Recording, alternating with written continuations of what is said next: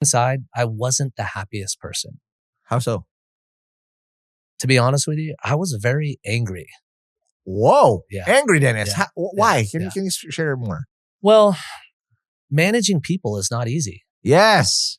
And imagine you're bringing on the life, the families, the pains, the goals, the challenges of 62 people, right? And Plus, you're bringing it because of their on. families. Yeah. Right? And you're bringing it on. What does it take to build something from nothing? Sleepless nights, impossible odds, moments of doubt, but also breakthrough, innovation, victory. Founders Only is back, bringing you inside the minds of the visionaries who refuse to quit. Real founders, real stories, real impact. Founders Only. The journey starts here. Welcome to the latest episode of Founders Only. I'm with one of my homies, so apologies in advance if this gets too wild. Because today I decided to look like him. I'm repping the Founders Only shirt. But this is the only guy in the world that I know that has two flags in his shirt. And of course, he's repping. I was like, hey, I got to look like Dennis today. So I had to create my Founders Only shirt. But this time, my other flag is Hustle Share. The other flag is Spotify and YouTube, where you can catch the podcast. But today, he's the only guy in the Philippines that I know. He pulls up in a place, has Prosperna on his chest, and the Filipino and American flag. You know it's him when he pulls up. I just wanted to look like you today, my bro. So again, let's welcome back to the show to tell the story about how they survived during these tumultuous times and how this breakthrough has come through by going back to the States. But without further ado, let's welcome back to the show, Mr. Dennis Velasco of Prosperna. Whoop, whoop. What's up, buddy? Welcome back. I like that shirt, man. Copied it from you. The funny thing is, if you think back, Uh-huh. I think I was wearing the exact same outfit and I pretty much wear the same thing. That means you never gained weight 5 years ago. A little bit. It's unfair. Or just I don't know change what the y'all size. doing. You've been eating a lot of good burgers at home, but you're never good. Less rice. Right. So, man, thanks so much for having the time. Been a minute since you last been here, but I always see you. Last time we were together, we were in La Salle. So, shout out to La Salle. Yes, that right? was a We good were session, eating pizza man. in front of all these kids, right? Right before you went to the US. But before we get carried away, I want to ask first. Since the last time you've been on the show on Hustle Share, so again, for those people who don't know what Founders Only is, it's sort of the same show, but it's a sequel to Hustle Share because we can be episodic now in terms of topic-based content. So walk us through the last time you've been here, because last time you've been here on the show, you were technically just about to raise from the final pitch. This is 2021 or 2020, or right after you do that. And for those people who are curious about Dennis's origin story, it's going to be here. Oh yeah, the cover art is here. You can talk about the hustle behind Prosperna. But again, since this is a sequel, what have happened since the high of funding? And walk me through the difficulties you also experienced similar to us in PNA. Yeah, so I think it was actually right after we got funded. And so the last round that we raised was in 2023. But when we spoke, it was during that period before then. Prior, like 2021 or 2022. Yeah. Just middle of pandemic. I still remember you doing this in the final pitch. The money shot. The fist pump. That's right. So walk me through that, because 2021 is a whole nother, that's like 5 years ago, is the high of the pandemic where everybody got funded. Yeah.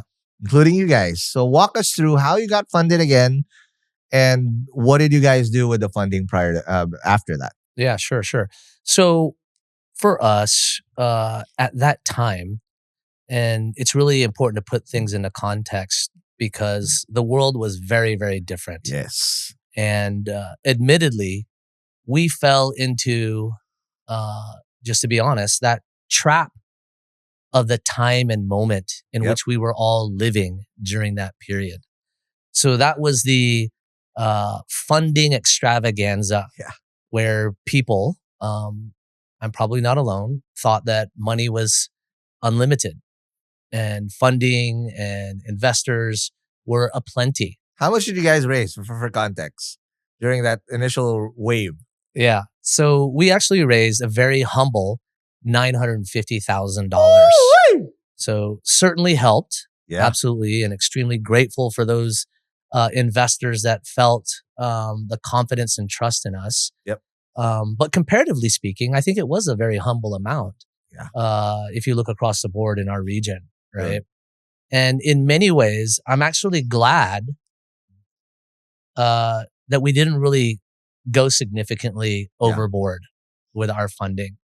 So yeah, so we raised, and our company was so different back then than to 18 months ago, and then based on where we are today. But if we go back at that time, you know, you will shit, man. We had grown up to around 62 employees. Wow. And, you know, we had a full stack business per se and team. Yeah. So a new account sales team, a new account sales manager, an existing account sales team, an existing account manager, a customer success team, customer success manager, you know, 5, 5, and 5, you know, 2 development teams with maybe 4 pods of 3 each. Yeah. I don't know if that all adds up, but in my mind, that's basically what we had. And, you know, we had a full back office, full marketing team, maybe another 4 people in marketing. Whew. It was crazy. Yeah. And to be honest with you, when I look back and compare 18 months ago into today, you know, deep inside, I wasn't the happiest person. How so? To be honest with you, I was very angry. Whoa. Yeah. Angry, Dennis. Yeah. Why? Yeah. Can you share more? Well, managing people is not easy. Yes. And imagine you're bringing on the life, the families, the pains, the goals, the challenges of 62 people, right? And Plus, you're bringing it because of on. their families. Yeah. Right? And you're bringing it on. Think about the other leaders that have, you know, 100, 200, 5,000 employees. I would bet money that there is a little bit of anger, right?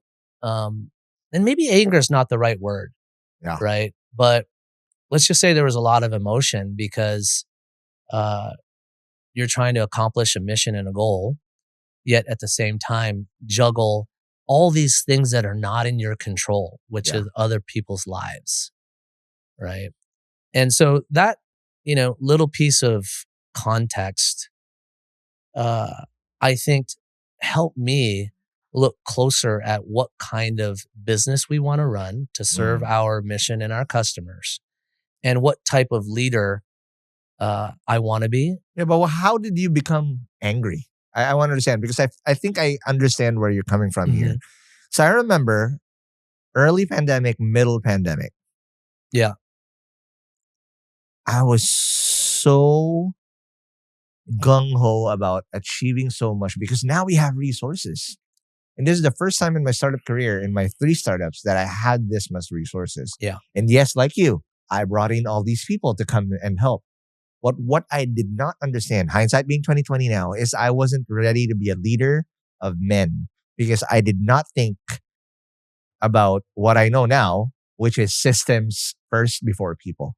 I got people first. One of the biggest mistakes is just because I had a good performing person who's probably like 1 or 2 years out of college, our mistake was, I remember my co-founder Joseph said like, hey, let them build the system. Biggest fucking mistake I've done. Yeah. It's because all of a sudden, what do these kids know about building system? That system building should be top down. Because you cannot build a system, or you cannot check your own paper when you're answering the exam. It does not make sense. And when things didn't work, that pissed me off. Now you're Is hitting this it. the same Dennis that you went through? Yes. And let me add some color to that. Because you had a big mission and a big goal, and you had more resources, you, like many of us, including myself, looked at people to bring in as fast as possible to reach that goal. Yep. And you believed in every ounce of flesh of those people that you brought in. And the challenge is you might have brought them in too fast. Yes. You might have skipped the alignment to the mission part. Correct. Because you put high value or higher value in their skills in their past or other attributes that they had. Mm-hmm. And you just throw them into the mix. And they are going to make mistakes. Everybody's going to make mistakes, including us as founders. Mm-hmm. And so the difference in wanting to achieve the goal and wanting so bad for that person because you believed in them, you invested in them, but they can't do it, right? And now imagine the number of people that you might have brought in that aren't able. And then something in their life happens, which challenges their commitment. Yep. So the first thing is, are they able? Second thing is, are they committed to the mission? Yep. Right? And the difference in their ability to execute, I think the anger is really pointed at myself. Bingo. Right? Because I brought it on myself as a leader. I let the forces and the environment around us, the investment, the grow at all costs, I let those outside factors as the basis of my decision. Yeah. And therefore I brought in the problem myself. Yeah. Versus taking your time, which we have a lot more of now.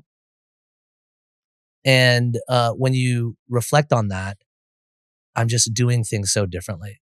No, I love it. I love the candor that you just said here because I can totally relate. So same thing, pandemic, man, we grew so fast. We went from 5 shows to 240 shows. Nobody's ever been able to do that. 240 shows, our headcount was around 60. Similar. And we had a concentration risk. Everybody was telling me like, yo, this client, which was Spotify before, if that thing goes overnight, it will bring you down with them. Mm.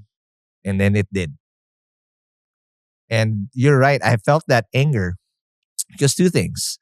I was responsible for bringing this in. The buck stops with us. I cannot point fingers. All the fingers point back at me. Mm-hmm. I was angry because also I expected, but I didn't. There was a lot of self-hate towards like, how the fuck did you let this happen, Ron? Are you such an idiot? Right? But now when that client happened and the churn happened, since we're B2B in nature, I had no choice. And I had to face the consequences of what I had to put through. I had to cut my team in half. And it still pains me to this day. I still remember how that feeling of what the fuck have you just done? Yeah. Felt like I pressed a nuke. Yeah, that's a serious pressure. My God. And man, I'm embarrassed by it. Yep. But in hindsight, it was the only way. I had to do things that I wish I couldn't, but that's the only path. Because if not, we wouldn't be around here, right? And I feel bad for those people that we had to let go. I feel bad for those people that stayed. Some of them are still here, and then they're looking at me like, "Why the fuck?" Ganun ba? Yeah, and you have to tell them because the one it was easier to let the other people go because you don't have to worry about them anymore as much. Hopefully, you give them a soft landing, but the humiliation and the loss of trust that you had to deal with for those people that stayed. And then also deal with survival at the same time. Well, that's where the emotions start shifting. Yeah. Because at first you feel angry about the situation that you've created. And then that you are going to have to make some serious decisions. Yeah. And then it shifts towards that resilient commitment very quickly because you can't afford, kind of like Noah's Ark. Yes. Right? Noah's job is to make sure that, 2 of every species gets to the promised land. Correct. And you can't sacrifice anything more or less, otherwise the ship is not going to make it. And whether we want to admit it or not, that is the only mental validation, right, that a founder or leader can lean on. Yeah.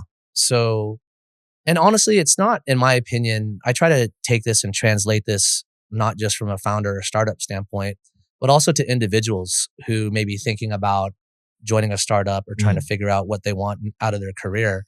Because you see this in many individual circumstances where people might even just take a job because it's a high salary or it's a big title, but they look back at the end of the day, they go, shit, yeah, it's not for me, or, you know, whatever the case might be. So, yeah. But I want to ask Dennis, because again, this was such a grueling battle. Survival, dealing with that self-anger, making sure you make it through the month. Because all of a sudden, this is where the panic comes in. I still remember how it felt. Like, holy shit, we don't have money. Where did all the money go? Yeah. And obviously the lesson here is that when you raise money, don't hire as many people as possible. Hold that shit for like it's your last piece of money, because you don't know.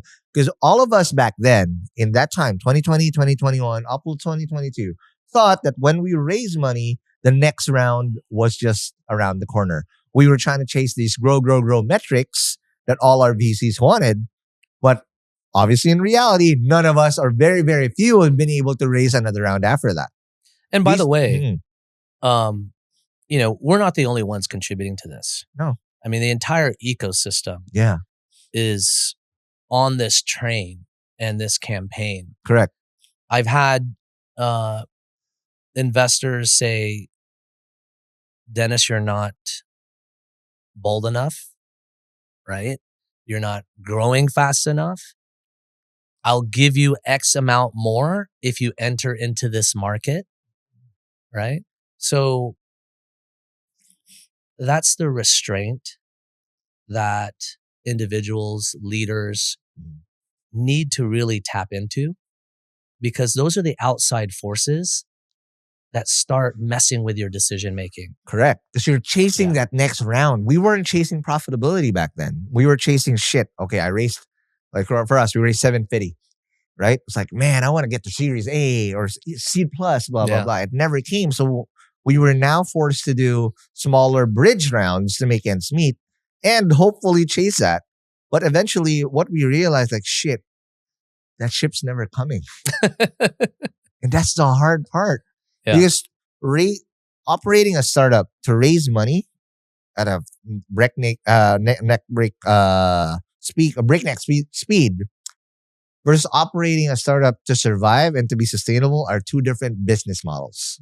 The type of decision making you do are totally different. Even the type of people and systems you make are totally different, right? And that's what I want to find out, because for us, that shift, we tried our darndest, man, to raise, and we've been able to raise probably a good million through smaller checks, but every check counted. Our runway since 2022 have been either 0.5 months or 1 month at most. The most was probably 2 or 3 till now. Yeah, but now it's predictable. I have accounts receivable, so that's good. But that point when you're raising to just kick the can the next goalpost to just make it, my God, is the most fucked up thing ever. And you know what? There's still a lot of startups who are in that mode. And got to be very careful. Yes. That is a death march. It's just the wrong shiny object to focus on. It's a game of chicken. You know what I mean? So you really find out how resilient you are. I thought I was resilient back then, but this is a whole nother level. And if I hindsight being 2020, if I want to go back through that again, no. Yeah. For Roland Ross, our good friend, said like, bro, we just went through so much, and he calls this post-trauma growth, PTG. Like, man, I don't even want to go back to that shit again, ever. But I want to understand from your POV, right? So you hired all these people. When did it become apparent to you that you're going to be having a hard time raising, and you had to then pivot to survival? And what are the tough choices you had to make in order to make ends meet? Yeah. So I don't remember the exact time. Yeah. But I do know that because we were bootstrapped in the beginning, And because when I moved to the Philippines, I never considered getting investors. Yeah. Because, my parents and the titas and titos, oh, Dennis, ingat ka dyan, maraming mga shark. Right? Did my Tagalog come out okay? Yeah. Okay. All Pwede right. na. So, it sounded alabang Tagalog. oh, thank you. Sorry, buddy. So at least I'm trying. Okay. So during that time, we used our money. This is some classic textbook stuff. Yeah. So at that time, we had our MVP platform. And so a lot of our operations were manual. We didn't have a free trial. Oh, shit. We weren't doing automated billing and invoicing and things of that sort. In fact, some of the payment gateways out there, we just hacked our way into doing recurring subscriptions with what was available. And some of them didn't think that we could do it, but we did it. Right? So we focused a lot of the investment to rebuild the entire platform. Yeah. So that created some additional stress because we had an additional engineering team to focus on building the new platform while the other team was maintaining the old one. Shit. Right? So imagine... It's like running two companies. And it's a race. Shit. Because you got the amount of runway left and you've hired a bunch of people and you got the mission and you're hoping they can do it and nothing is 100%. Yeah. Some people, some teams are going to be test, trial, and fail. Find somebody else that can do it. It happens. Yeah. And it's real. Right? So you got those ticking time bombs going. Whew. Right? Scary. Yeah. This feels like therapy, bro. Every week is like it's a financial sprint. Correct. Right? And it's an HR sprint. Yes. Now, luckily, as we were moving towards a product-led growth platform and business model, to be upfront, as we started automating some of these processes in our new platform, some people could be repurposed and others could not. And then we would peel people off, right, which would lower our payroll and give us a little bit more runway so you survive to the reach winter. The goal. Yeah. And so we did that. How many rounds? For freaking 18 months. Oh my fucking God. Yeah. I did it once and it still hurts. You did it for 18 months. Well, because there's different approaches. A lot of people, will say, and there's no right or wrong. It depends on your situation. Just do one clean break, right? Yeah. But we chose not to do that. And we chose to do it over time. Incrementally. Plus because we wanted to see who the right people were for the future of our company. Makes sense. And give them a chance. And we also wanted to do our best to preserve the culture. And it wasn't perfect. There are a few rants, right? Of course. No, you're dealing with people's lives here. Yeah. Right? But how did you preserve the culture if you did it incrementally? Because first thing that goes out the window when you let, for example, they're buddies and you let someone go, trust goes out the window. Oh, for sure. You are the devil incarnate all of a sudden. Yeah. And you have to deal with that. Yeah. And earn that trust back. And now they feel like they have a noose in their neck because they could be the next one. How did you make sure that while you were doing that transition, culture was still at least operational? Because for sure it's going to be out of whack. Yeah. Right? But how did you navigate through those parts? Because that also takes a toll on you as a leader. Because again, that anger that you said will always linger through. It's like at the back of your head, you're also human. You don't want to do this, but you have to. And that's where honestly, there's a lot of anger in there at that time. Yeah. And I will say, and I've said this to the company and our team, there was a particular time when I said, the F-bomb era of boss is over. Yeah. Right? And that was a signal that we are in a much better state. Yeah. And those types of decisions that lead to that kind of anger are gone. Yeah. But Right. how did you get there? Because for me, I'll share one last thing before we Yeah. take our first break. I had to deal with a mutiny in my team. Mm-hmm. And it felt so difficult to fight that mutiny. Mm-hmm. Because now I was dealing with obviously people's feelings. I get it. It's totally valid. I had to deal with survival and cash flow. That will always be my responsibility. And also growth, right? These are 3 wars happening. I wish I wasn't fighting this because all of those people who never understood why we had to do it, I have to take care of them too. And it's totally fine. Mm-hmm. But I was navigating through all of this and I also had to bear with my own mental shit. Mm-hmm. Also, yeah, there was a F-bomb era, angry monster era, right? The Hulk. Not just that, but there's feedback out there that was posted online that Yeah. now you can't erase. Sure. And then I realized the whole lesson here is that I can be saying the right things, but how I deliver it totally matters. So this is where I wish I could have, once I said something, I wish I cannot take it back.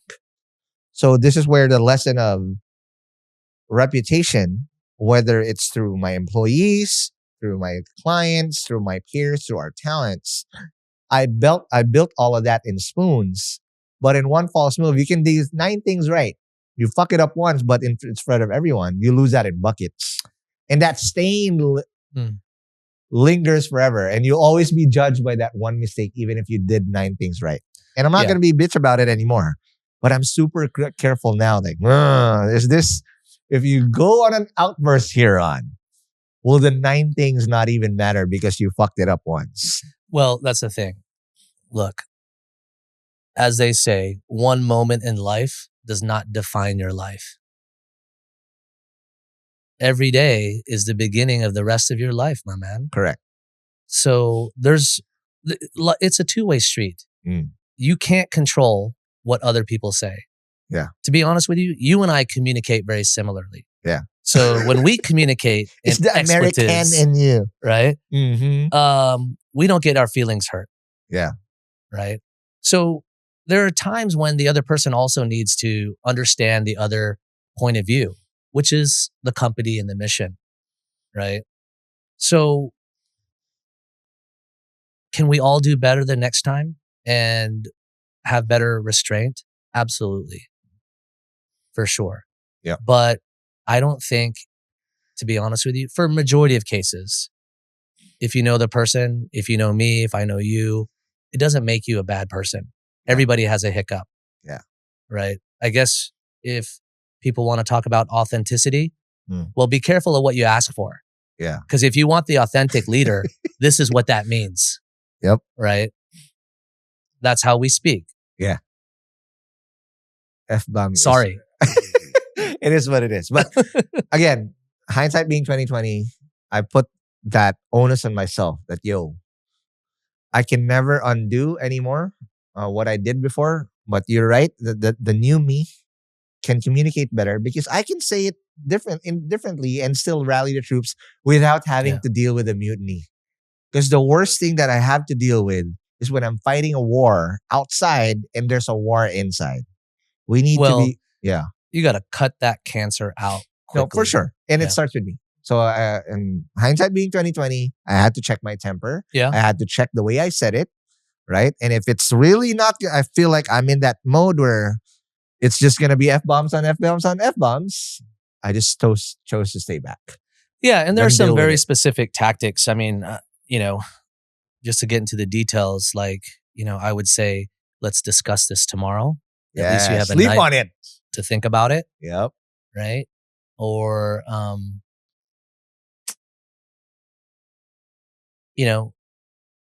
talk to people one-on-one and test the waters. Yeah. Before you make a decision. Yeah. And before you implement. So I think those are some of the deliberate actions that, a leader can take. Yeah. So that the next time the outcome is better. Yeah. Right.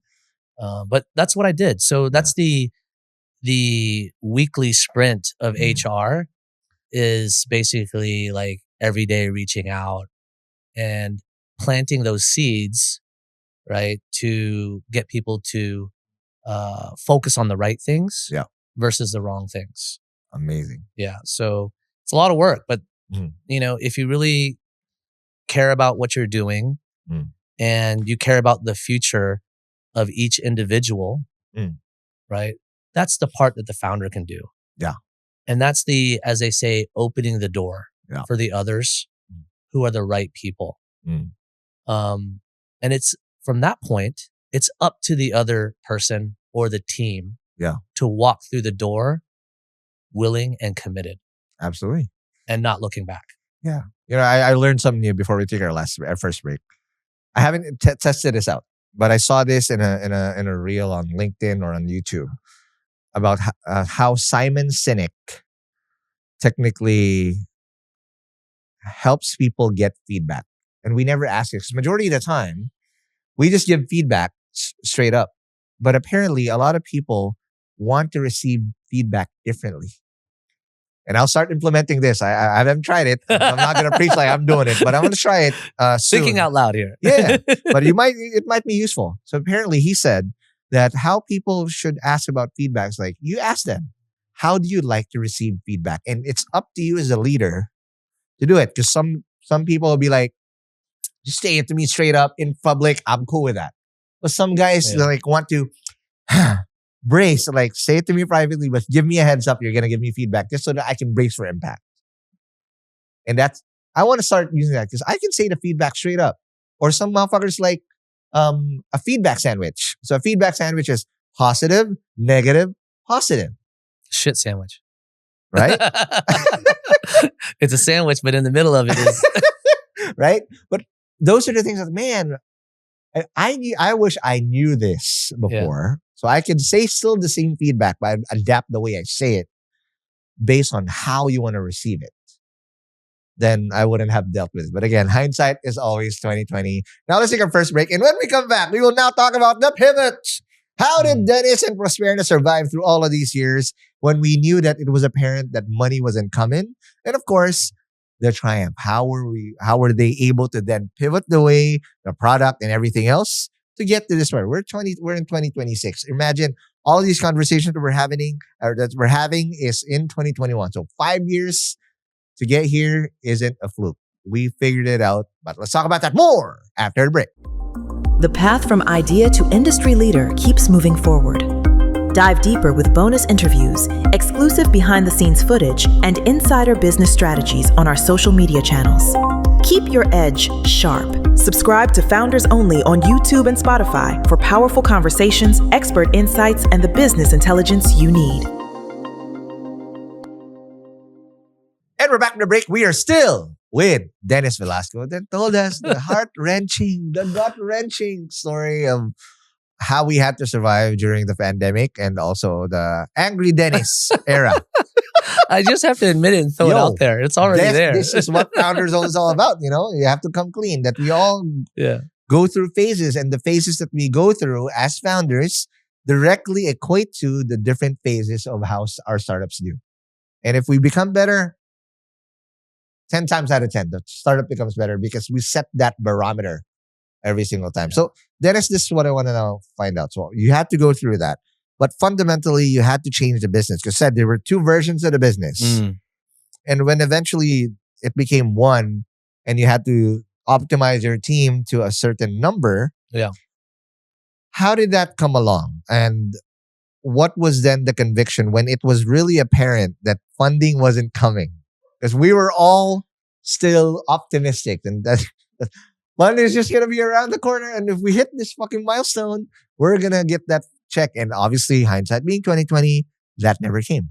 Or if we did, it was smaller checks that helped us get through the next wave. How did you then change the business and how you guys operated to become a business that's built to last? Yeah. So, as I mentioned, I want to reemphasize, we always knew that the product-led growth business model was going to be instrumental in helping us survive and be successful in the long term. And to be honest with you, without that, there's no way you could build a software as a service business, in my opinion, that's focused on small to medium-sized businesses at a global commercial level because it's too expensive to implement each small business mano a mano. You could do that for large enterprises if that was your target market, but that wasn't the case for us. So that decision, luckily, was in the very beginning. That was part of why we wanted to get investment. So it was a long pivot into that. Luckily, again, our existing investors, we had their support throughout that entire journey. Now, there were some interesting things. If you layer in the change of the economic environment of funding, even our investors at that time, who had already committed to Prosperna and others, they were also still drinking the Kool-Aid, right? If you guys are honest, right? Hey, and I get it. Look, everybody has to have the positive voice, yes, and have to show some optimism. But you also have to keep it real, right? Otherwise, those outside signals and forces could redirect a founder's decision making. Yes, especially if they're not as experienced or have as much resilience, confidence, and strength to make their own independent decision. Correct. Right. So we were hearing still, those key messages, if you do this, shape your business like that, put your financials together like that. If you can hit this milestone, then there's other funders coming in. They're coming in every week, every month, every quarter. They're still very positive about Southeast Asia. They love the Philippines because the demographics are X, the demographics are Y. But the reality is a lot of those metrics and stuff, as they say, you have to peel the onion back. It's not just the fact that there's an average age of 25 years old. There's so many other factors. Right? There's different sectors of the market who make on average X amount per month. Correct. How on earth are you going to get them to buy software if they're only making X amount per month? Right? And so you can't just throw out those data points, right? And just don't believe all that hype. Right. And that's where the founder has to be really on the ground, working with and understanding not your business fundamentals. That's obvious. But you have to understand the business fundamentals of the company that you're trying to build for and sell to. Right. Which a lot of people just stay on the surface. Well, it's obvious that they might need this. Right. But it's just so much deeper than that. Right. So we were still hearing a lot of those signals. And I just didn't believe it because every time I talk to other founders, right, I hear a completely different story. True. Right? So it's funny. You have one side of the ecosystem saying this. Bull run. Right. And you have another side going, what the F? Right? And I don't say it to create these opposing forces. I'm like, guys, let's just be upfront. Let's get in a room, whatever, have a cocktail, whatever it takes to get the real deal. And when we get the real deal, we can actually work together in a more realistic manner to achieve success. But if we keep dancing around, right, singing the song, putting people up on pedestals, having them hold up little figures, little boxes and pyramids. With that laugh, okay, that's all. If you understand where that laugh is coming from. Sorry, man. Sorry. The laugh is going to make me cry. It's so funny. But you're right. That's the Some guys are still drinking the Kool-Aid when the ship has left years ago. That's right. Oh, man. You got to get past the charade. Yeah. All right. Oh. Hold I on. need to recover You need some from tissue? No podcast episode has heard that laugh before. Oh my I guarantee God. it. Anyway. Comedy podcasts are the only ones who can actually make me crack like that. Actually, I've been thinking we need to, if it's okay, we need to turn this into a happy hour startup comedy show. Whatever. Right? Let's do it. And that's another episode after. Right, guys? You bet. You bet. All right. So here's what happened. So again, we got, founders saying this, investment community saying that. So, and that's all local, right? Yeah. And I'm the kind of person, and a lot of people have heard me say this before, show me proof, right? Show me action. Show me real behavior. Yeah. Right? So there was a time when I told our investors, hey, I'm going to start raising abroad. Right? For whatever reason. We won't get into that. But I thought I would go raise abroad. And some of the females, no, don't do that. That's our job. Right? And I'm like, okay, well,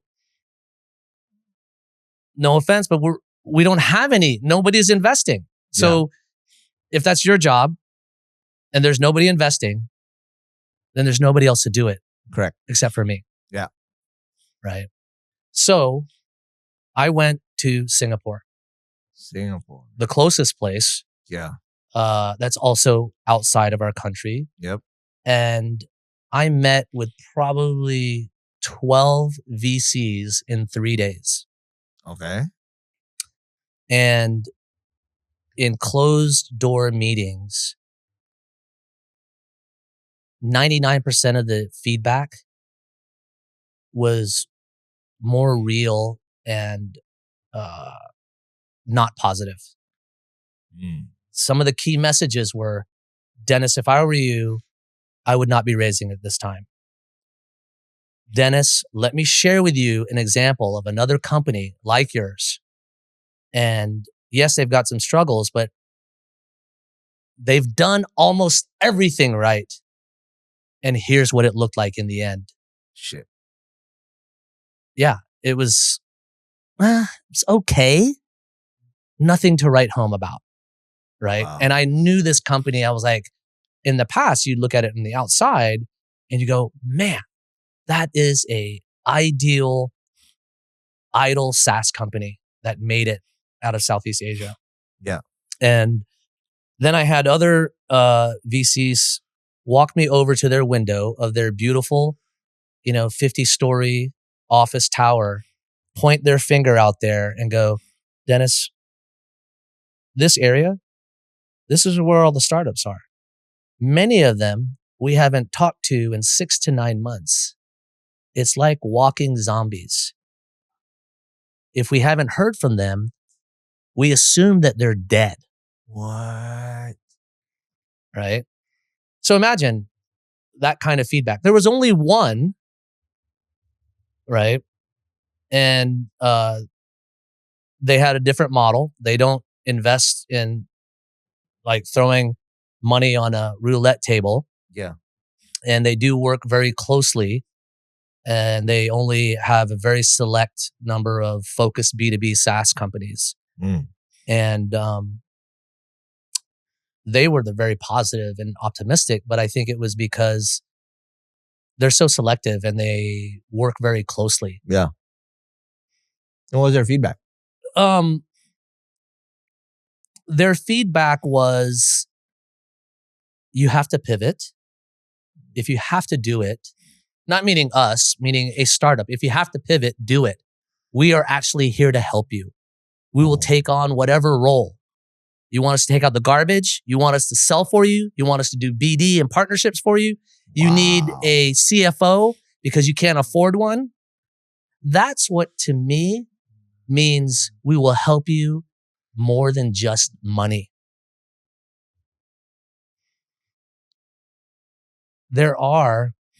Look, money's great. Yeah. right? But when push comes to shove, that's what you need. Yeah. Right? Because you're going to have to pull back on the number of employees. You're not going to be able to afford a full back office, right?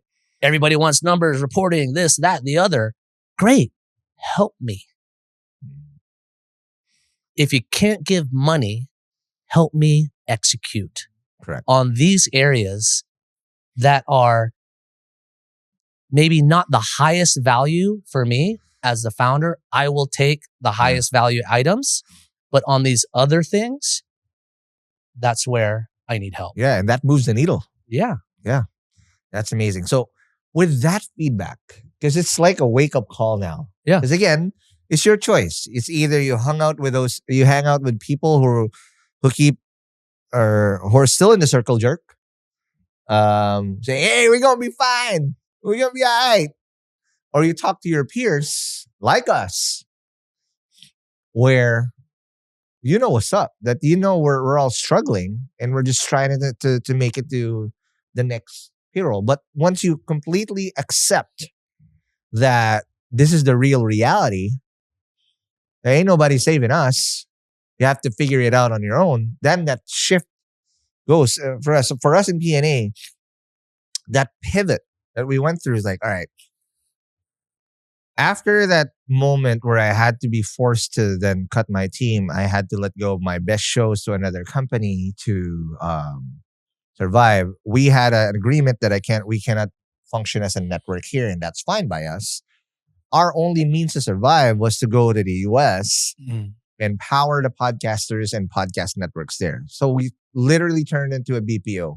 Was it sexy? No. I bet you bottom dollar the people at the back, nobody wanted to edit those podcasts because there's no personal touch. But that kept us afloat. And it was now clear that P&A became a cash flow business. That's the only metric we cared about. The money that was going to come into our bank account every 15 days to make ends meet.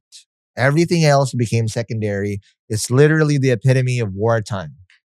Wartime CEO. Fuck everything else. I like We're that. at war. Yeah. This is way before the Iran war. I was at war before, right? Because we were trying to really collect money straight up. That kept us afloat. But I'm grateful because we were able to find that. Because if not, I mean, Joseph also passed away.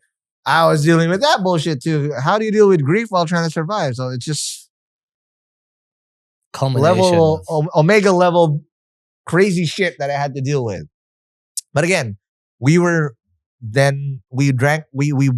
out of the circle jerk pretty fast and really found a way to do it. If there's opportunities to funding, we took it. But it wasn't our main bread and butter. We were just trying to make ends meet. And the only way we can get that done was cash flow. Yeah. Not even BD. We needed short sales cycles, 1 or 2 meetings, give me the money, bam.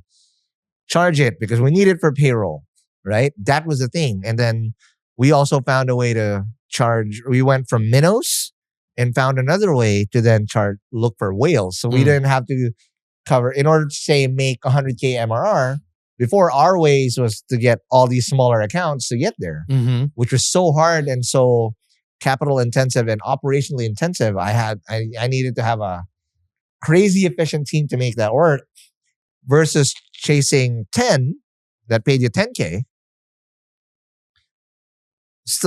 There's still a lot of precision needed, but it's less stressful. Yeah. It's more fun to do. But that's what we had to do to get here.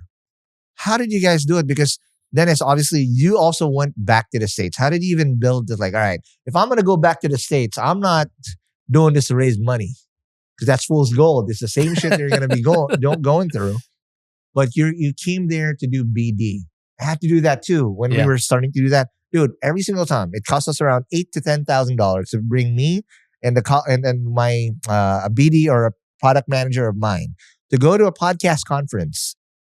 So instantly, we had to get back $8,000 because that's what it cost to get us there, set up a fucking booth, battle jet lag, and I need to do 2 to 3x of that to get your money back. And every single time we get it back.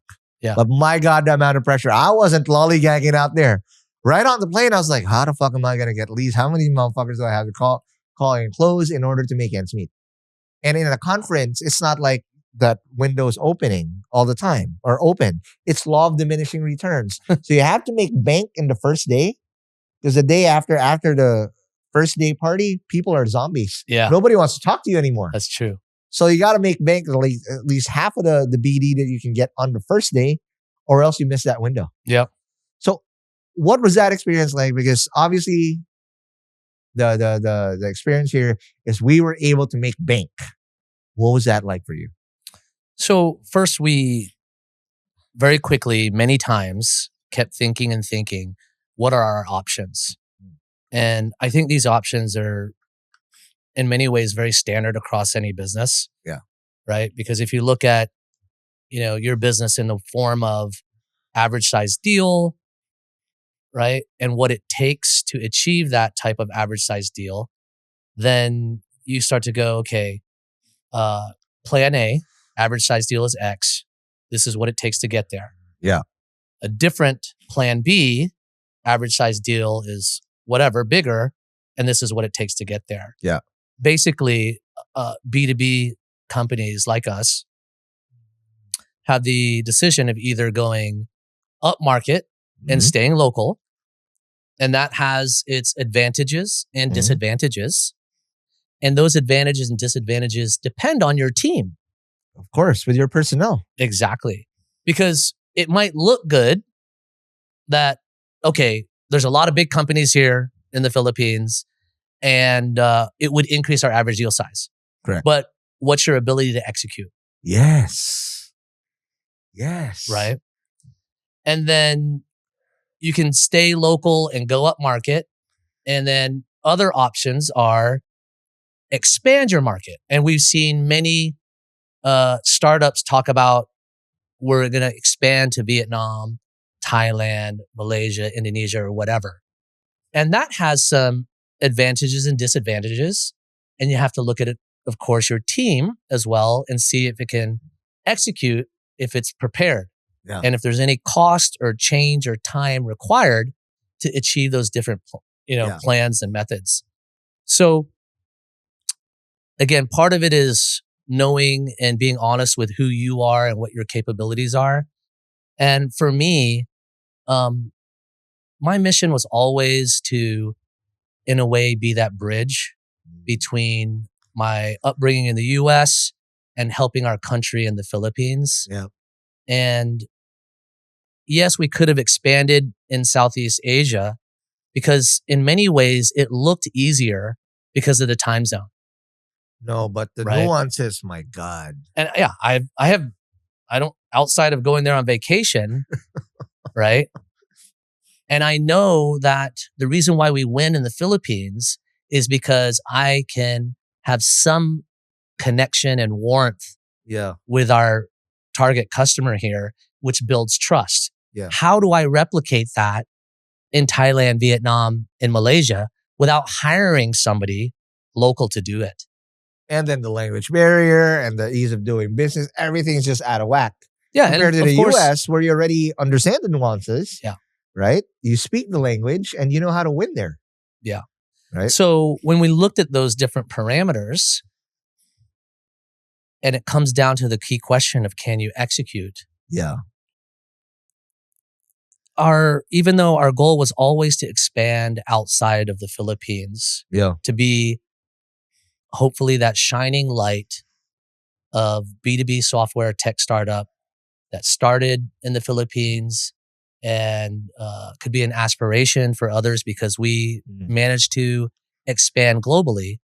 For me, the ability to execute in the US was very clear. Correct. Because I spent 15 years there. You've I've got won an there. existing- Yeah. Know how the landscape works. And we immediately just started doing all the basic fundamentals like our SEO and our organic search. And then instead of spending a lot of money on ads, because going into any new market, whether it's the US, Australia, New Zealand, Indonesia, even here in the Philippines, the way you win and get deals and increase your revenue and sales is simply by trust. Absolutely. Right? So I went to the market of where is the fastest place for me to get trust? Which was? My network. Mm. So it's very simple. I said, hey, I'm coming back to the US. Okay. I want to learn and hear about what's happening in the minds of small to medium-sized businesses here. Okay. You've been successful at doing this. Mm. I'd love to hear what your thoughts are because I haven't been in the US focused on US customers in some time. Mm. So it's that classic, share with me what's going on. By the way, this is what we're doing. And sure enough, if you do that, it doesn't take many times. Yep. If you do that enough, someone's going to say, you know what? That's a problem for me. Or I know someone with a problem. And they don't have anybody that they trust to do it. It. Really simple execution tactics. Yeah. And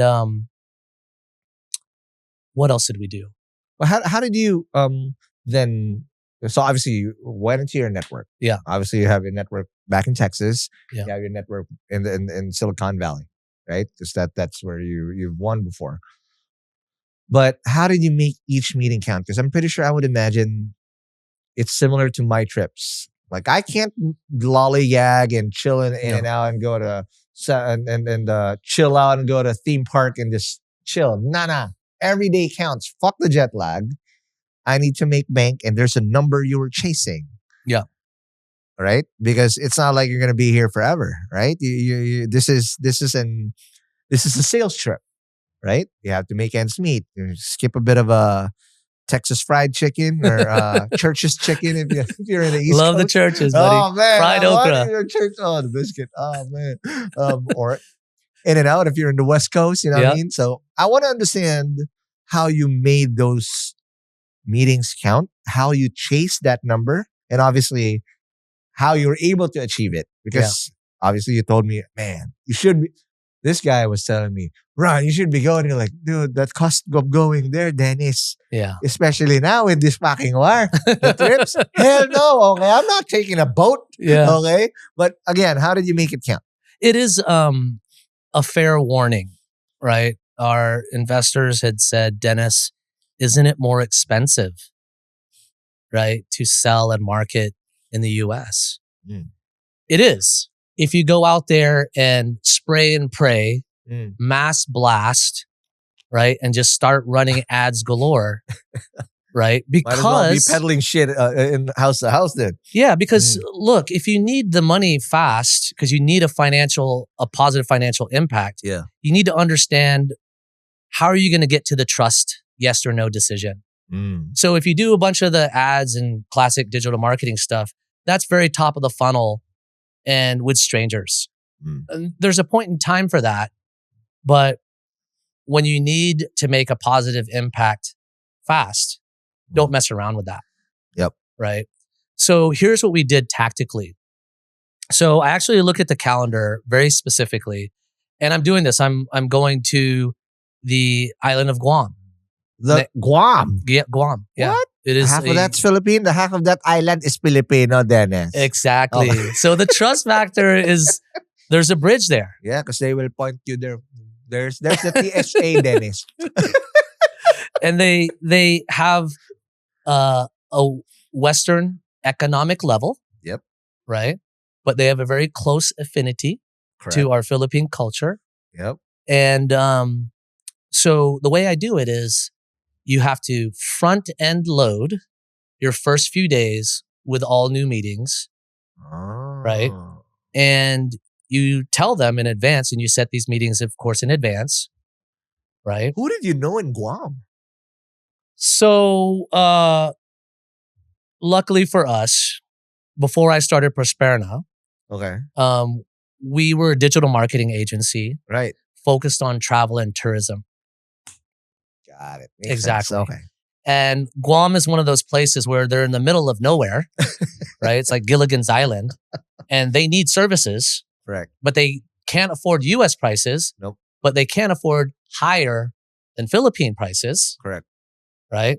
And again, they're comfortable working with Yeah. Filipinos, right? Because they are Filipino themselves. That's right. Okay. And then you say, hey, after your first set of meetings, Yeah. I'm only going to be here until this date, right? So you prepare in advance and you build a prototype of whatever it is Makes sense. that you're selling so that you can accelerate their decision-making process. And you give them the ability to envision, if you work with me, let me prove it to you, Yeah. right? So that you accelerate the decision-making thought process. Yeah. And they're still paying you in USD. Yes, baby. Smart. I love it. Very contrarian. And then you say, I'm going to be here only until this date, right? So let's go ahead and set up a meeting. Yeah. And you can send me any questions that you have between now and then. Wow. And here's the draft proposal. We can fine tune it before I leave. And then we can get started as soon as I get back to the Philippines. Love it. Right. So then you have to go westward after that? Did you go American Samoa, Hawaii, or island after island? Where did you end up? I did go to a couple of other islands around Guam, and I swear to God, I found Gilligan's Island. Some of the things I saw, I'm like, where am I? You know, but beautiful place. It's love it. Highly recommend a lot of people to go there. So that's what I think about. Right. Love it. The other thing that we're doing long term, and I think it's, to me, one of the fundamentals, especially in this era of marketing and selling B2B, as they say, is like what you do. You have to have your community. So not only was I, tapping into and reconnecting with my network for qualified leads, but I was tapping into it to see who would be qualified partners for community building. So that my next trip, it's not just a bunch of cold meetings. My next trip to the US in May is, I've already got an event set up. Love it. Right? Because I've partnered with other people who are focused on helping small businesses. And we have a collection of complementary solutions. Okay. And we're all bringing in our network together. Got it. Right. So the next trip, it starts to multiply from the investment that you made before. So it's not $8,000 every time. Right. Okay. And then there's referrals after that. And then it becomes a snowball effect. Exactly. So the days, weeks, and months between your last trip and your next trip, you're communicating and delivering. And that's all you need to focus on. Your resources are like, hey, we got these handful of customers. We are going to go back. Yeah. We need them to be extremely successful. Right. So that between now and the time we go back, the feedback that we get is, hey, you know what? My husband's business is X and he hasn't been able to find somebody. Right? Yeah. And now you've got the pipeline moving in momentum without spending money on ads, without having that mentality of, grow out of control, which creates stress and pressure on the entire team. Yeah. Right. But a small handful of customers there make up the difference of a large segment in, economic environments like Southeast Asia. Right. So that pivot literally just, what you've described is coming from product-led growth to sales-led growth. That's also what we did. Our product was podcasts, man. So the product is basically creating shit. So sales-led growth was always our thing. But what I loved about what you described here, I remember this verbatim. Like, bro, I'm still in the US. I've already filled up my whole year's pipeline. And here's the other nuance that's different in the US. That's what I love having US clients. B2B clients here in the Philippines, yes, you might have had an accounts receivable, but 92% of businesses here do not pay on time. Even if you build them, you would have to literally go and collect a check for a small amount just to get paid and then cash that shit. It's sad. But in it's the true. US, you have recurring payments on the dot, charges to their credit card, and you're covered. That's a big, big, big difference. Very big. And that's the reality. And we just need to accept it and build around it. Mm. I'm a little torn because,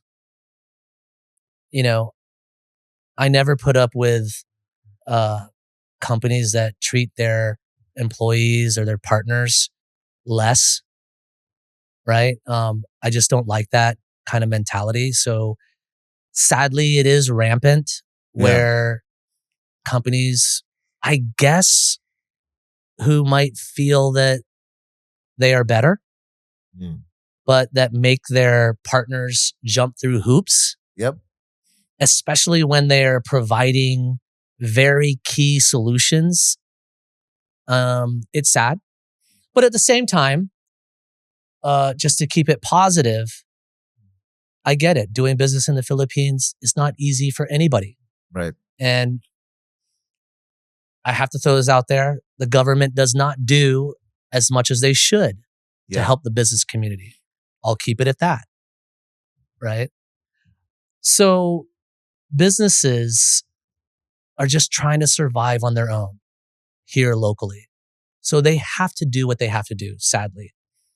So I get that, and we're empathetic towards that. Yeah. What we also want to do, though, is we want to change that paradigm. Because people will say, well, Dennis, what happened to your mission on the Philippine flag? Well, here's the deal. The second part of this mission and equation is to give jobs to our Philippine smart and best and brightest. Correct. Who are as committed to this mission of helping not just Philippine small businesses, but small businesses around the world. Yep. And we together, the Philippines can be the best delivery center of technology, the best building country for AI, and obviously the best support center in the world. Correct. So we need other startups and businesses to see that bridge. When we get customers outside, it builds a better, more resilient Philippine economy. Right? So that's the thing that we really try to stay centered and focused on as well, because that's what we can do and, help our country to get to the next level. Yep. That's amazing. Now let's take our last break, and when we come back, we will now talk about the next stuff that Dennis was able to do. And of course, how crucial having a co-founder was in this journey, because it's not just all the Dennis show. He also had Fro and everybody else that helped him. And of course, his peers that helped him navigate this rough waters, because we were all in this together. I didn't know you went to Guam. I thought you went West Coast. That's the Westest Coast of fucking the U.S. that you went through. That's the last American territory before the PI. Why do Filipino Americans or Americans say PI? Because when you say PI, I have a different PI in mind. I know. I have to change depending on who I'm saying it to, right?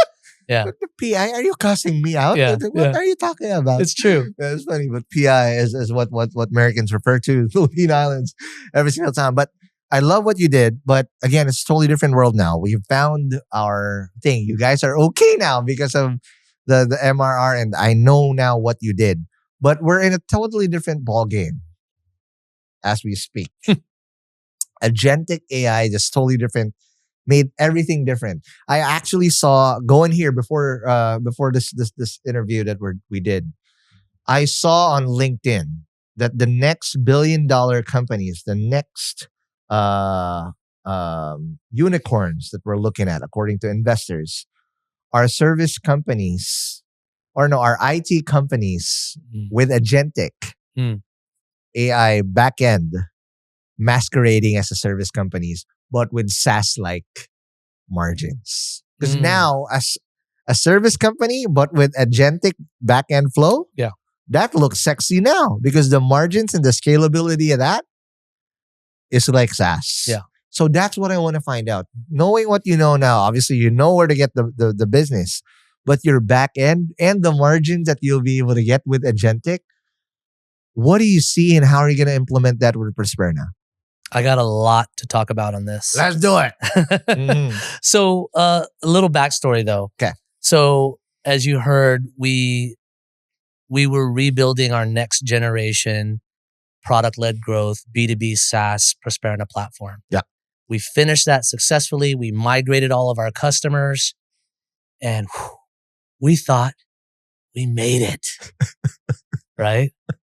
And we've always been toying with testing. And interestingly, the first version of Prosperna was not e-commerce. Yeah. It was real estate. Right. And this was, and this was before the pandemic. Yep. And we did an open house with our customers and we talked about AI at that time. I'm going to share with you the video of what we did. Okay, we'll put it here. I'll play it. Ayan. B-roll.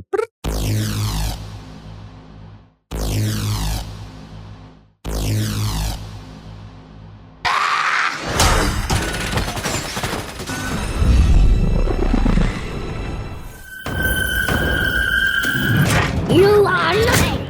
It could be terrible, and it could be great. It's not clear. Right. But one thing is for sure, we will not control it.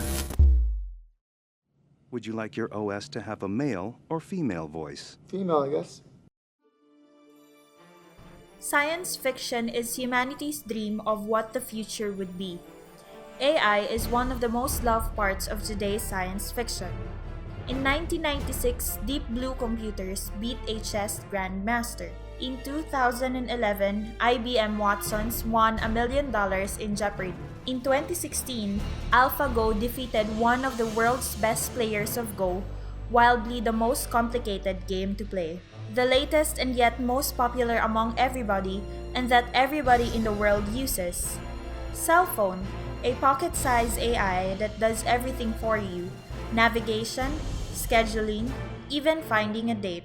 While AI and Android evolve, they become more indistinguishable from humans. The next stage of automation will dramatically affect what it means to be human. But when humans and machine work hand in hand, it will take everything in a whole new level.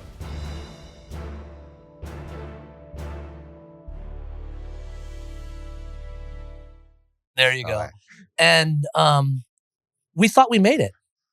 And then here comes the unidentified flying object called AI, and it's here.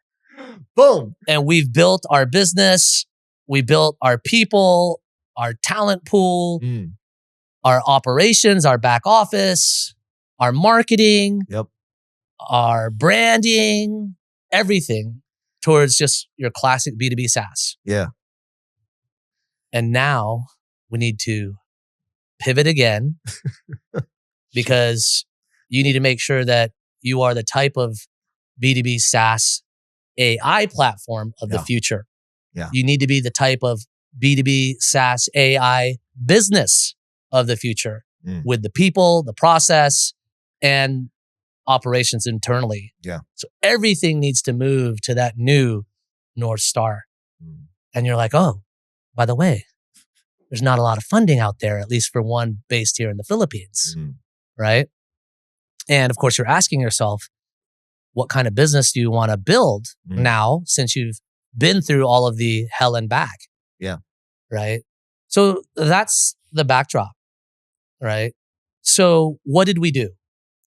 So instead of going crazy because of limited time, money, and resources, we inserted AI features specifically inside different parts of our customer journey to solve specific problems.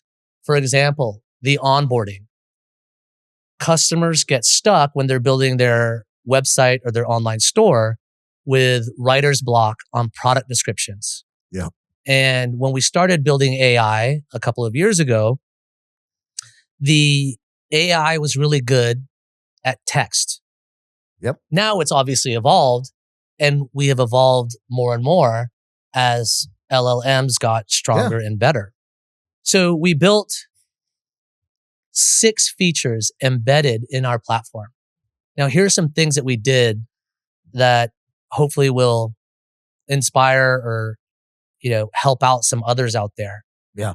again, it's not just building a platform. You have to start rebuilding your company's culture, process, and people to shift towards an AI organization, right? Being, as what people say, AI first.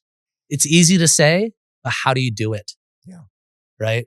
So we hand selected 2 engineers within our company who we believed were fearless and loved to experiment. Yeah. Because as we all know, a lot of people around the world, and even more so in the Philippines, have never built it. It's new. So how can you go out and say, yeah, I've been doing it for 10 years? BS. Right? Yeah. So we separated a team of 2 engineers and we had our own internal hackathon. With two guys. With 2 guys. And we brought in, we talk about founders and supporters. Yeah. Shout out to Paul Pajo, great Shout out. supporter of the entire ecosystem and of Prosperna. Love you, man. He came in to inspire the team, shake up some of the ideas, right? And Ruel, who is our head of engineering and known him for probably 8 or 9 years. Also one of the first guys that I met here in the Philippines when I first landed. And, he is the epitome of, co-founder mentality. Love it. Right? So we all came in, and of course, Fro, shout out to Fro and Ruel. Yep. Fro put up his house as our hacker's nest. Wow. So we stayed for 2 weeks at Fro's house. In Alabang. Yes, in the South. Okay. And the team built 6 new features. Wow. In 2 weeks. Wow. And that's how we started. Galing. So that's what I want to now understand. So with that coming through, and of course, there's this whole new wave just a month or 6 weeks ago about agentic AI. So before, we had to platformize AI, put it in our platform, make it work. But now we can create AI employees without having to take the platform. Because here's what I learned in SaaS or in service manomatic businesses like us. The clients don't really care how it's done. They just pay for the result. Whether you do it manually with 100 people or with 10 people with 5 agentics, they don't care. They want the output. That's up for you to play around in your backend. Yep. Given what you guys have built now, what is the world that you've built? Obviously, you have these features in-house, but how scary and how fast will you guys be with agentic literally at your doorstep? Yeah. So just to kind of make it a little bit more specific and definitive, what I just described about those 6 first features, they were just your phase 1 AI features, right? Talk to it and it let you get an output. Yeah. Right. And so that was the baseline beginning of where we started. And then as LLMs and agentic type features and capabilities started to evolve, we also evolved our level of features to version 2 AI. So we went through this and we were like, wait a minute, we've got all these features now. And it grew to like 10 AI features in very specific parts inside the application. And we went through, okay, as the agentic approach came in, then we went through what we called the consolidation of one AI experience. Nice. Right? And then around it, we wrapped and started thinking about our branding so that we can communicate. Sorry, I'm getting into the tactics. No, good. We put our product marketing hat on and said, okay, how do you communicate to people that all these agents, right, can work together? Yes. Because to build an efficient agentic model so that the user doesn't have to put as many prompts You bet. and you get the fastest, most efficient, cost-effective result, Yep.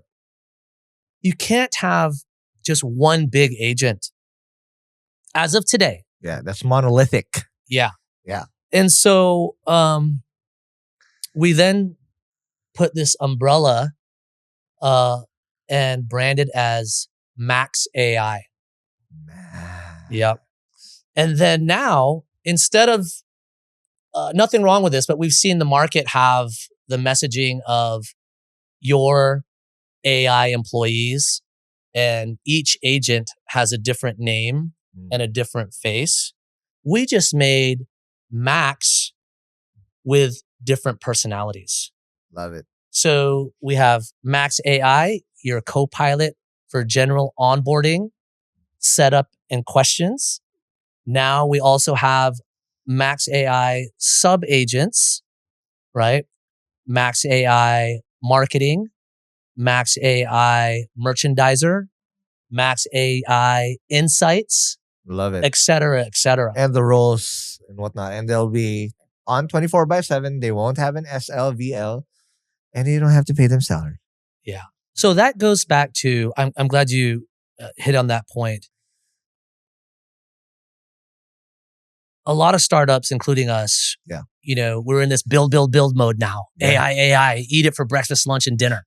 You bet. Right? And yeah, the team, they love it. There's memes about it. Oh my God, every meeting now, the meeting starts with AI. In the middle, it's AI. It ends with AI. And all of a sudden, the founders and everybody thinks they're AI. Are you even real? Yeah. You're probably AI too. But you have to start thinking about, again, going back to the fundamentals of who are you building it for? Yeah. Obviously, what's the problem are you going to solve? Yeah. And in this world of you got to make your own money, Mm-hmm. right? Because no one else is going to give it to you. How do you monetize what you're building? Otherwise, it's going to be a great set of features that nobody knows about. Right. And who cares? Right? Amazing. In my humble opinion, and this is also the warning, to the entire business community. And if you break it down to the Philippines, when it comes to, one of our top largest contributors of BPO, Mm-hmm. the AI companies they are growing and getting revenue, to be quite blunt, is because they can replace an operating expense of someone's salary. You bet.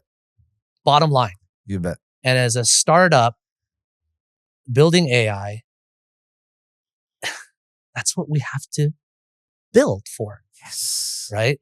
So we basically look at the roles that a small business would have to invest or hire and the problems they would have to go through. So if they want to hire a content writer, if they want to hire an SEO person, if they want to hire a designer or developer, if we can build the AI to be able to do that, that's a significant value proposition, which is why technology exists. Because technology is there to make it better, faster, cheaper. That's how you grow your startup and get revenue. Yes. You can't just keep building this stuff and slap on AI, as they say, and go, yeah, we're an AI company. Right? And on the other end, those people who are watching and analyzing the economy, that's the warning. And for all the employees in the entire world, that's also the warning. Yeah. Because the good news is there's going to be a transition, right?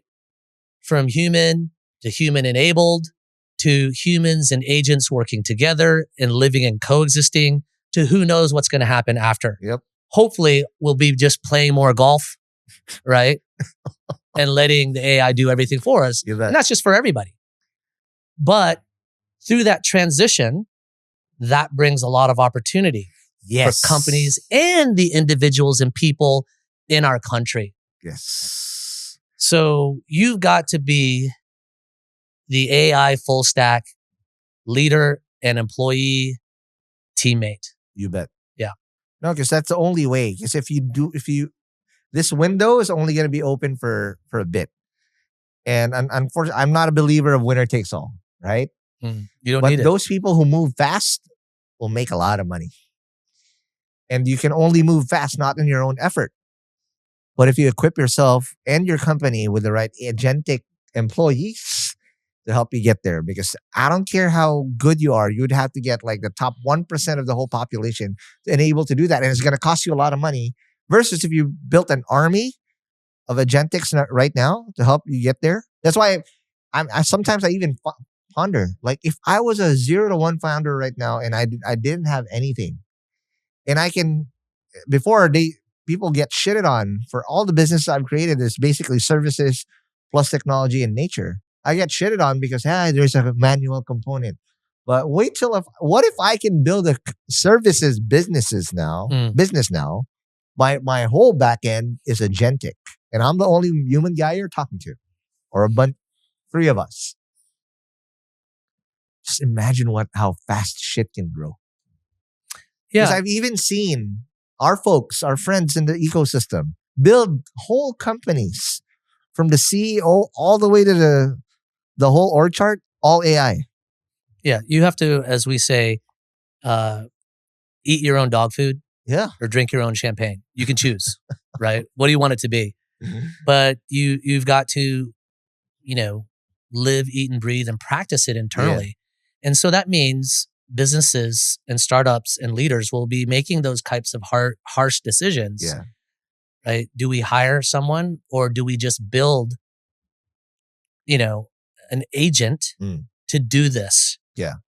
So the cool thing is, whenever which we are also doing, building agents to improve our internal operations, we're thinking about offering those to the public as well. Of course. Right? The other thing is, it's really cool to see and recognize we're seeing it in real time. Customers are saying, hey, Prosperna, we like your platform, but we're still at the stage where we need a human touch. It's hard to find a trusted, reliable freelancer or agency. Can we work with you and use your platform? And can you give us the people and put it together? Right. Now it's saying the narrative is, we'd like to use your platform, help us and give us people, but we want all of your people to be AI natives. Right. Because what they're specifically looking for, these decision makers and executives, they're looking for, how do I, and this is classic stuff. This is the stuff that they are teaching in school at the MBA level. Right. How do I make every person more productive? It's not an era of today. That's old school. Yep. And it still exists. So if they can work with you, right, your organization, for example, and they might hire you and X number of bodies to do their podcast and all their production, publicity, distribution, engagement, etc. But they hire you guys in a team of 3 that can produce what a team of 12 can do. They will pay that incremental, correct, which then gives you more profit. That's the formula. Margin. There you go. Again, Dennis, I wish we had more time, but thank you for such an amazing episode. But before I let you go, invite people over. What's next for you guys in Prosperna? What's exciting? Congratulations for making it, and then amazing. Super rooting for you. Well, what's next? And if people want to reach out and work with you, considering what you guys have now, where did they go and how did they do that? Yeah, so I think the good news is the Prosperna mission still remains the same. So our small to medium-sized businesses can expect a continued but even greater commitment to helping you get through this next wave of change. So we've got a lot of new exciting agentic features so that you can create a faster, more efficient, more profitable business, which, let's face it, in today's age, whatever's happening economically, whatever's happening geopolitically, there's nobody else out there to help a small business except for the leaders, the owners of the businesses, and the decisions they make to adapt and use technology. Yeah. So we're there to help. Yep. And what I love about it most is it's a great way for us to contribute to growing our Philippine economy by giving our best and brightest the jobs that they don't have to move abroad to reach that kind of financial or career success that they're looking for. So that, to me, together is more exciting than ever. So appreciate you having me and look forward to the next one. All right. Thank you, Dennis. But before I let you go, follow us on whatever podcast app you're listening to, whether it's Apple Podcasts, Spotify, or YouTube. And if you did say some jargon, it's going to be in hustleshare.com. So you can, again, anything that Dennis was mentioned in terms of whatever, you can all see it there. But if you also want to support Founders Only and HustleShare to create content like this, please do support us at premium.hustleshare.com. Again, Dennis, thank you very much. All right, and I'll see you guys in the next episode. Peace. You've just witnessed greatness in the making. These aren't just success stories, they're blueprints for your future. Founders Only, where ambition meets wisdom. You've heard their stories. Now it's time to write yours. Founders Only, streaming now on all platforms. Subscribe and never miss a story.